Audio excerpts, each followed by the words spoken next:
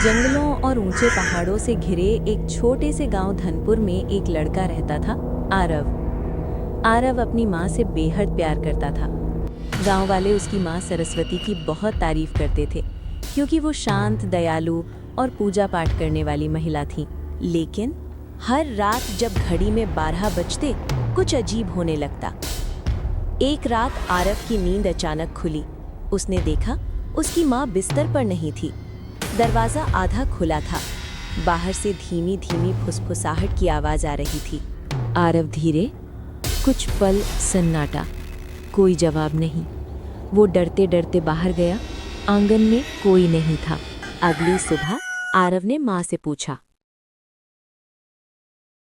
माँ आप रात को कहाँ गई थीं? कहीं नहीं बेटा, तूने सपना देखा होगा। लेकिन दरवाजा खुला था। ज्यादा सवाल मत किया कर।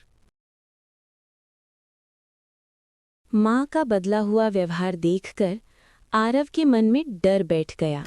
रात उसने तय किया, आज वो सोने का नाटक करेगा। रात के 12 बजे माँ उठी, धीरे धीरे दरवाजा खोला और बाहर चली गई। आरव भी चुपचाप पीछे पीछे चल पड़ा। माँ जंगल के अंदर एक पुराने बरगद के पेड़ के पास पहुंची।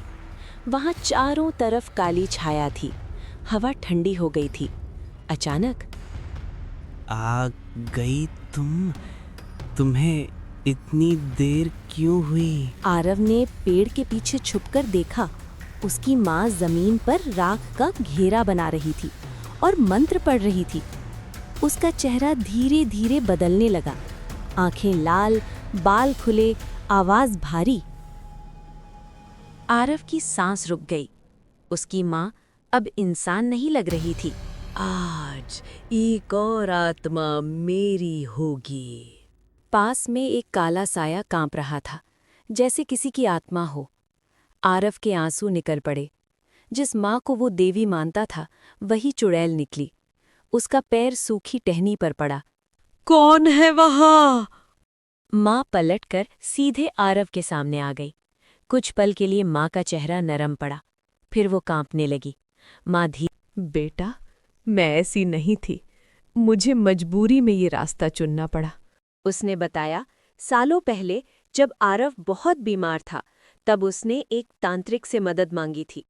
तांत्रिक ने उसकी जान बचा दी, लेकिन बदले में सरस्वती की आत्मा बांध ली। अब हर अमावस्या उसे आत्माएं पकड़ कर देनी पड़ती थीं। नहीं माँ, मैं आपको इससे आजाद कराऊंगा। नहीं बेटा, ये श्राप कोई नहीं तोड़ सकता। लेकिन बेटे का प्यार डर से बड़ा था। अगले दिन आरव गांव के पुराने मंदिर गया, जहां वो तांत्रिक रहता था। मेरी माँ को छोड़ दो। बदले में मुझे क्या देगा? मेरी जान ले लो। तांत्रिक चौंक गया। इतना सच्चा प्यार उसने पहले कभी नहीं देखा था। अगर तू 3 रात बिना डरे शमशान में बैठा रहा, तो मैं तेरी माँ को मुक्त कर दूंगा। पहली रात अजीब आवाजें आईं।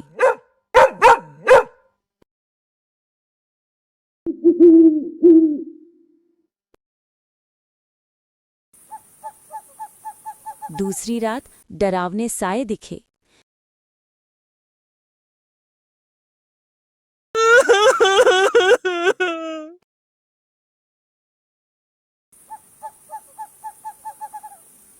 तीसरी रात तूफान उठा, लेकिन आरव डटा रहा। चौथी सुबह होते ही तांत्रिक आया। थोड़ा सा अंधेरा था।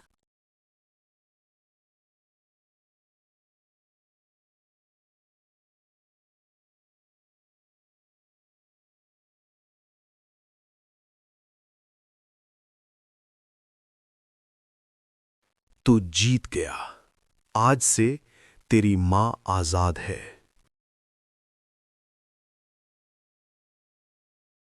आरव तेजी घर की ओर डाला, लेकिन घर लौटते ही माँ बेहोश होकर गिर पड़ी।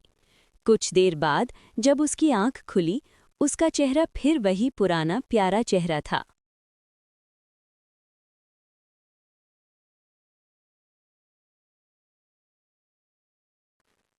बेटा, तूने मुझे बचा लिया।